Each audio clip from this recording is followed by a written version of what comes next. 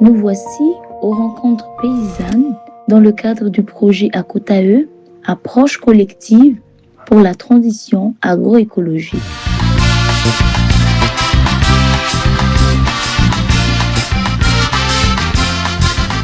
Donc on est arrivé lundi, on s'est réveillé le matin, les deux groupes on est amenés en bus, après avoir pris le petit déjeuner ici au centre Notre-Dame de Fatima. Donc on est parti au centre CFL, on a rencontré Madame Sylvie qui a fait une brise-glace, en fait une animation qui servait à nous présenter, à nous connaître et avant de nous amener faire la visite du lieu et de présenter un peu les programmes de la semaine.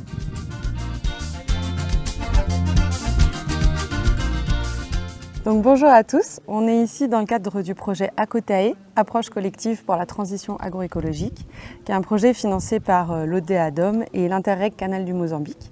Donc là, l'objectif de ces 2 semaines, c'est d'échanger entre des paysans relais, des agriculteurs animateurs et des femmes leaders. Donc c'est tous des agriculteurs qui ont des rôles pilotes au sein de leur communauté et des rôles de diffuser des bonnes pratiques agroécologiques. Donc l'idée, ça va être d'échanger autant sur les pratiques agricoles qu'ils mettent en place que sur leurs pratiques d'animation et voir un peu quelles sont les difficultés qu'ils ont, quelles sont les réussites et puis s'échanger aussi entre eux des bonnes pratiques. Donc on est ici au CFL pour cette première journée et une première semaine à Antirabé. Donc on est au CFL, un centre de formation qui a été mis en place par FIFATA, une organisation paysanne fêtière. Donc cette journée, on va visiter d'abord le CFL et puis on va organiser des travaux pratiques sur tout ce qui est utilisation de cadre A et aussi sur les travaux pratiques sur les composts. Et pour les autres jours, on va échanger avec des paysans relais qui ont été formés par le CFL.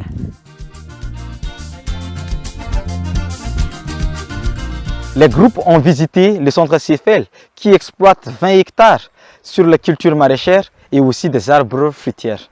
Ici, on est au site vitrine, là où on pratique les cultures maraîchères et applique toutes les techniques agroécologiques connues et des bonnes pratiques. On a visité aussi l'exploitation où on fait la production de compost, lombricompost, du compost liquide. Et aussi, on a visité le centre de production de semences et aussi les vergers pour les agrumes et des pommiers. À la fin, on a visité les expérimentations au centre CFL. Et maintenant, passons à la pratique. Pour avoir une perpendicularité, on met une ligne verticale en marquant un fil à plomb et l'horizontale en divisant la largeur en 2 parties égales et on met le trace bien au milieu du partie horizontale et c'est là la perpendicularité. Donc là, on est bien. Pour cultiver, on peut avoir le compost. Là, ici, il y a 2 composts, compost liquide et le compost lombricompost. Le lombricompost, c'est le compost qui vient de lombric. Le compost liquide, c'est le compost qui vient des feuilles vertes et des bouts de bœuf et de l'eau.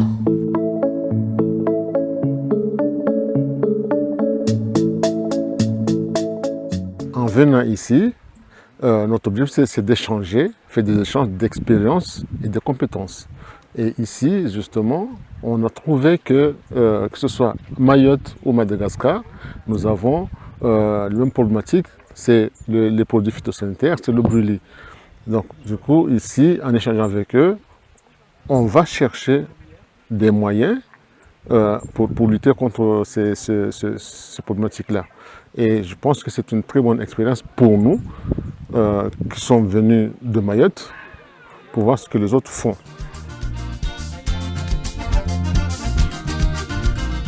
Cet après-midi, on a fait une visite de pépinière, le site de pépinière en Batoulaye. C'est très intéressant parce qu'on a découvert beaucoup de plantes, des techniques de greffage, des plantes en pépinière, des arbres, des arbustes, des fleurs. C'est beaucoup intéressant pour nous les Maoris de découvrir ce site parce que c'est quelque chose qu'on n'a pas forcément chez nous. Et là, ça nous a beaucoup bluffé. Chapeau.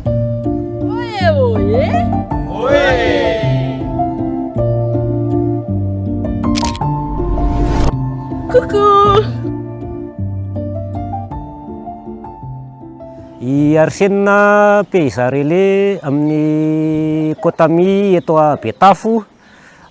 Izahay moa zany dia nandray vizity androany, misy an'ireo ry zareo avy any Mayotte dia misy an'ry zareo avy any Boeny.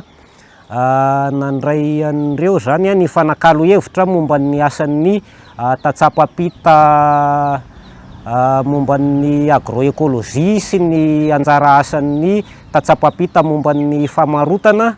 Izay no ady hevitra izay natao teto androany ary nofaranana ihany koa tamin'ny resaka biosara. Nafapana ihany moa ny ady hevitra nefa nafinaritra satria samy nanapitany traikefana ny tsirairay na ny avy amin'ny andaniny na ny avy amin'ny ankilany.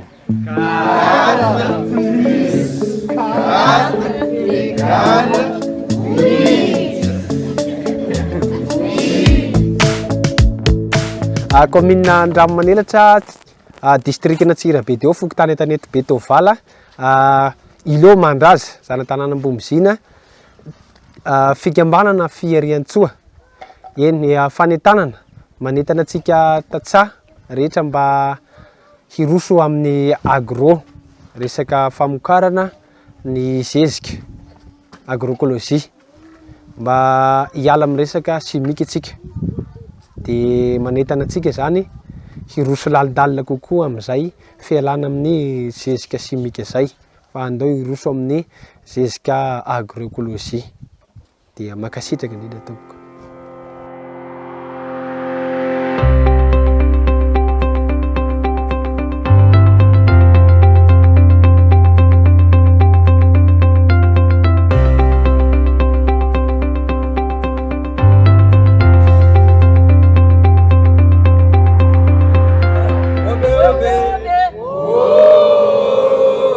Aujourd'hui, nous avons vu les techniques d'animation qui doivent être utilisées par les paysans relais et vu les points essentiels à développer quant aux bonnes pratiques, aux postures éventuelles à adopter, mais aussi la logistique à mettre en place pour une animation. Et donc nous avons vu dans un premier temps les points faibles et les points forts de chacun dans ces différents ateliers et voir en gros de manière générale ce qui est à mettre en place pour une bonne harmonisation des pratiques. Et c'est assez essentiel en tant que paysan relais de travailler ces points-là puisque ce sont ces points-là qui vont aussi nous permettre de nourrir nos compétences et de faciliter l'acquisition des pratiques et des transferts de connaissances vers les agriculteurs et paysans relais que nous allons rencontrer au cours de nos différentes expériences.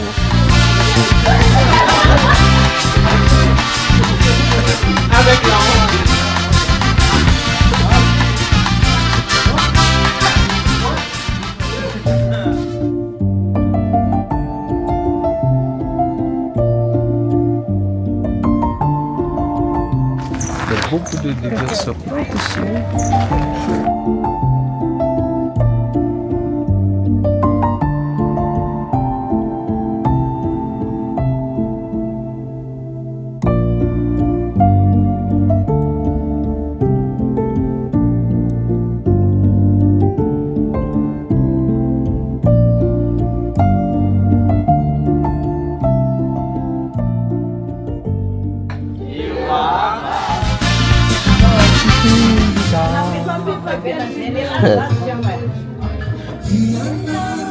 Umami fuku iana, nui jaluku iana, enaure iani, iana lutike totani.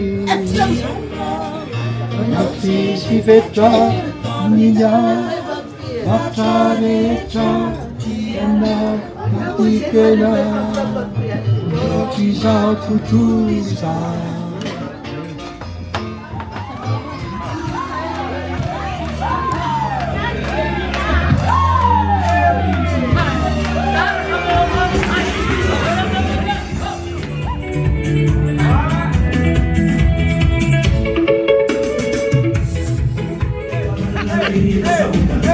Aïe aïe.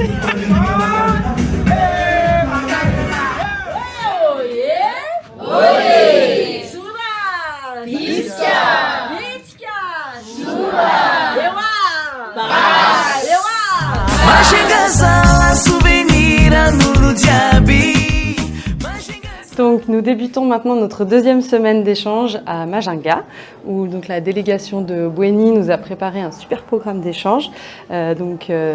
Qui nous accueille, nous, la délégation de Mayotte et la délégation d'Antirabé.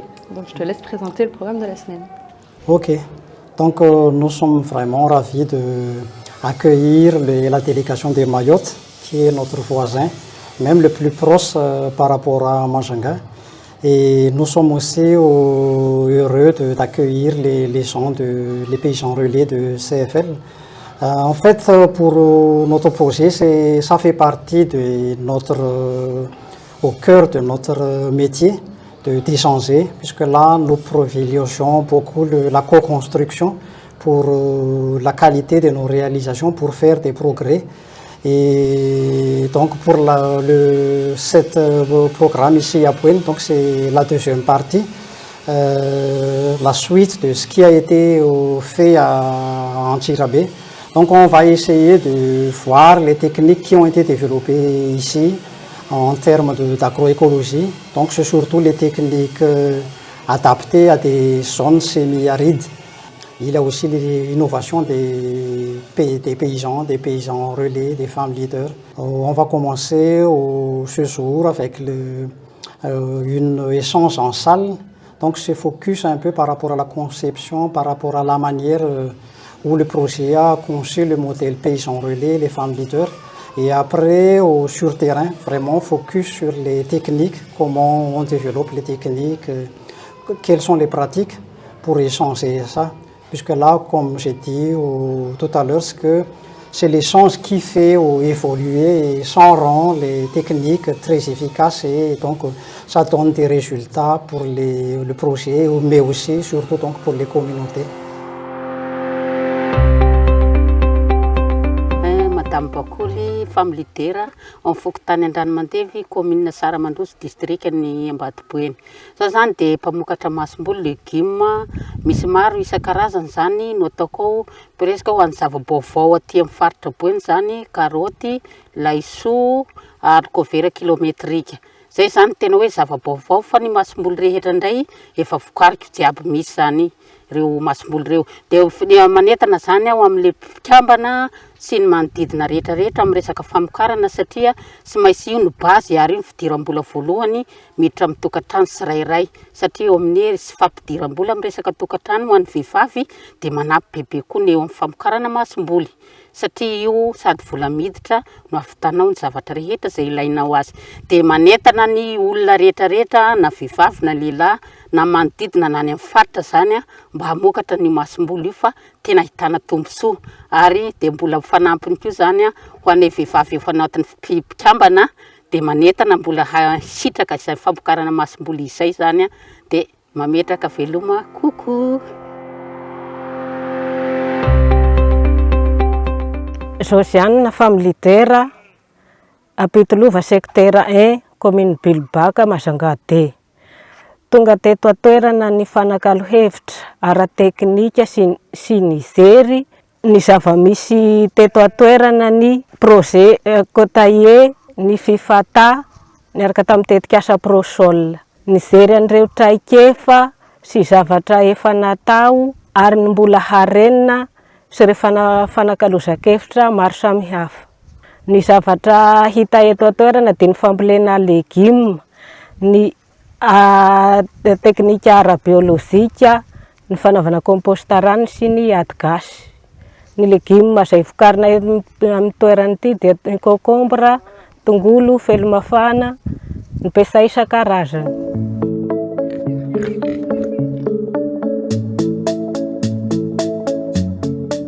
Dina agnarako PR eto Ampitilova magnano agroforesterie indrindra fa ny manga spécialiste-naka eto Ampitilova satria manga no manjary eto tena manjary eto Ampitilova dia zazio io mandray vahiny avy Mayotte ndraiky Antsirabe magnano visite aminaka eto dia nanao travaux pratique zay fomba fizahavana hoe manakory magnano greffe manga dia ty raiky ty enfanté nataonay teto ty placage dia afaka koa zaho mandeha agny an-tany lavitry magnano greffe dia misy roa arivo ariary ny anaovako mametaka greffon raiky am'izay olo mila zaho na amin'ny fikambanana io na olo tsotra.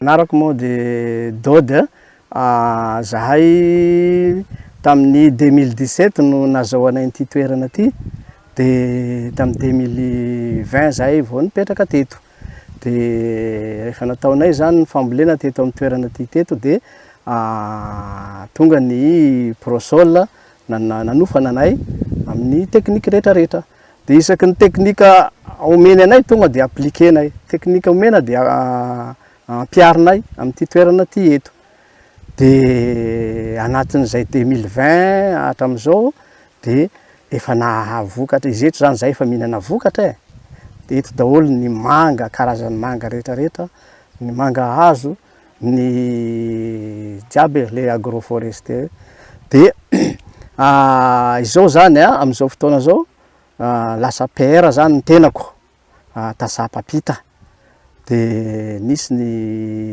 fifanakalozana visite d'échange natao ny avy any Antsirabe, ny fifatà avy any Antsirabe, ny Akotahe avy any Mayotte, ny PR ny Mazenga rehetrarehetra eto ny boina nanao ny fifanakalozana mijery ny zavatra tokony azo tandrahana amin'ny resaka fanasarana ny fambolena sy fambolena amin'ny agroécologie dia zay zany no nahatonga anay nanao an'izao fambolena teto zao dia manaraka an'izay sy vitan'izay fa mbola nisy ihany koa ny fiompina kankana mamokatra zezika lombricompost dia efa anatin'ny mamokatra lombricompost zany zay izy amin'ny hanasarana an'ity toerana ty eto dia ny madama moa sy hoe mipetraka fosiny amin'izao fa mananao ny fiompiana akoho gasy anjaran'ny madama indray no mampiroborobo ny akoho gasy asaraina akoho gasy nasaraina dia izao zany dia efa misy eto daholo hita eto daholo na ny fiompiana na ny fambolena zany hoe ny fambolena agroécologie. Ny asan'ny PR moa dia hoe manentana mampita teknika ny fambolena amin'le tasaha manodidina azy dia eto zany za misy eo amin'ny tasaha mandeha any amin'ny 80 ny tasaha zay miaraka miasa amiko amin'ny resaka fambolena.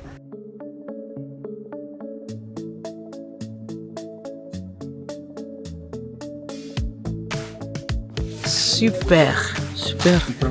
Je vais m'installer ici. Toby va s'installer ici. Inch'Allah.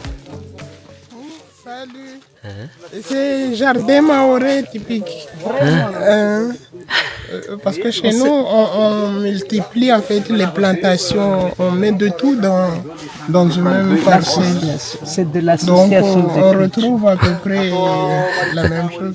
Et puis avec les fuyantes, c'est très fertile aux plantes.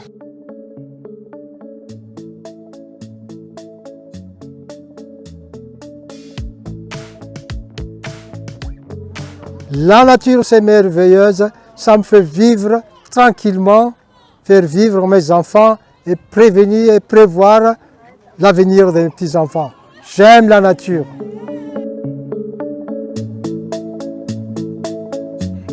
Fokontany Besely, commune Belbaka, John Jean Dédé agnarako, PR eto agnatin'ny Fokontany Besely. Nametraka drafitra fanajariana ty Fokontany Besely ty zahay miresaka momba ny resaka famboliagna fiarovagna rehetra. Ka nataonay izy ty ny antony noho ny fahatsapanay fa ty faritra ty faritra ambony ka ilaina arovana ny nofotany. Ka zay nahatonga azy ka nataonay reto labasy reto mba ahafahanay magnambara mivantana amin'ny vahoaka rehetra zay hanajary ny tany eto agnatin'ny Fokontany Besely. De ny famboliagna mahôgo ty moa zany, mahôgo eto Besely, Vatraboeny, telo volagna de fa mamoa, fa azo hoanigny. Fa napetrakako zany ty mahôgo ty hoe mba agny amin'ny volana juillet ty ao vao mbotagna,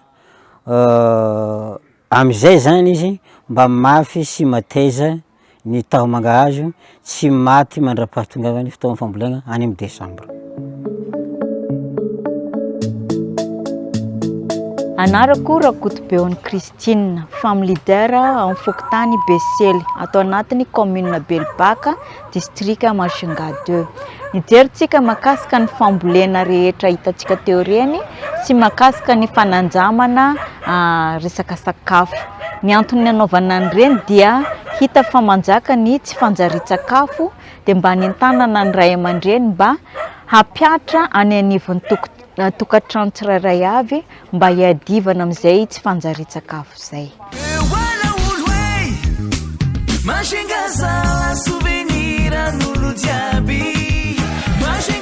Ny anarako Mbeozatsy, mipetraka ao sekitera Betakilitra, Fokontany ny Akatsepy.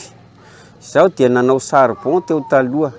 Rehefa nanao charbon zaho teo taloha dia namboly felika koa zaho amin'izao fotoanandro zao.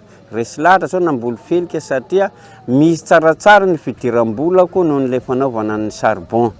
Amin'ny felika zany za dia hitako hoe misy fidiram-bola tsara noho n'ilay asa charbon. Zay no mahatonga ahy namboly felika, tsy mijanona amin'ny felika hatramin'izao.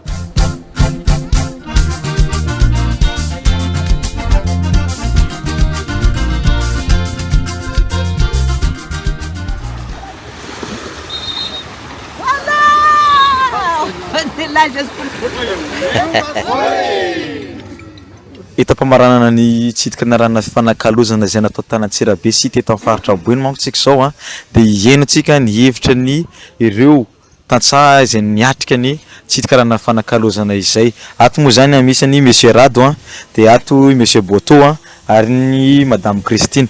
Ahoana ny hevitranao Monsieur Rado makasika ny visite izay nataonareo Tanantsirabe sy teto amin'ny faritra Boeny zay? Misarabetsaka nameny micro. Ny zavatra hita zany nandritra an'izay dia maro ary anisany hita tao anatin'izany ny tsy fitoviana faritra sy ny fahaiza-manao. Dia tao moa ny zavatra hita anisan'izay ny toy ny hoe fanatsarana ny zezika kankana izay tsara ary nahitana tsy fahita toy ny hoe volo sy nireo akora fanampiny ao fanatsarana ny zezika. Tao ihany koa ny fanatsarana ny atao hoe alavadim-boly sy ny fanajariana ny tanety izay tena midadasika. Eo ihany koa ny famokarana legioma izay agroécologie ary anisan'ny tena nanaitra tokoa ny nanaitra n'ireo mpamokatra sy atao hoe naporisika azy ihany koa ny fanampiny ny projet azy ahafaha manatanteraka ny famboleny. Raha izay zany ny hevitran'zareo avy any Antsirabe, ahoana indray ny hevitranareo avy any Mayotte? Bonjour. En fait, moi personnellement, j'ai passé 2 semaines, de merveilleuses semaines, devant des gens qui très engagés dans l'agriculture, surtout l'agroécologie. Et ça m'a permis personnellement de voir des techniques que je ne connaissais pas, mais aussi de confirmer ce que je savais faire. Donc, et je pense que avec ces échanges-là, ça me permettrait aussi, nous tous en fait, nous qui venons de Mayotte, de pouvoir travailler autrement, mais aussi d'améliorer nos pratiques. Miarahaba tompoko. Raha fahitana an'izay vizity nandritra ny izay 2 herinandro zay dia voalohany indrindra afaka mifanerasera na avy any ivelany na avy any Antsirabe na avy Atiboeny. Dia ny zavatra hita dia afaka mifampizara traikefa, afaka manamafy ihany koa ny fahaiza-manao izay efa nanana, ahafana mampitombo ireo traikefa efa nananana. Dia ny zavatra tiako atao rehefa miverina avy any dia ny amin'ny fampiasana mahakasika ny amin'ny biosara, mahakasika ny fanajariana ny tany. Inona indray mbola tiany Monsieur Rado ampiarina rehefa tonga any tanàna izy? Maro ny zavatra tokony ampiarina, anisan'izany fanampy moa zany fanamafisana an'ireo fahaiza-manao efa misy any, toy ny hoe ireo kasinga tsy hita tany, anampiana ny ireo fanajarana zezika, eo ihany koa ny ataoko hoe fampitomboana ny greffage toy ny manga, eo ihany koa ny resaka fanitarana amin'ny vilaran-tany ambolena amin'ny resaka légumes. Donc moi, de mon côté, en fait, je veux plutôt parler de, en fait, mettre en place tout ce qui est biofertilisant et puis bio-pesticides, même si j'en fais chez moi, mais j'ai vu d'autres manières de faire, notamment l'IFOFER et Biochar. Donc après, il y a le côté aussi champ-école qui m'intéresse parce que la plupart de mes projets je les oriente plutôt vers la pédagogie. Zay moa zany ny hevitran'zareo niatrika ny vizity dia misaotra anareo naharitra ny aina.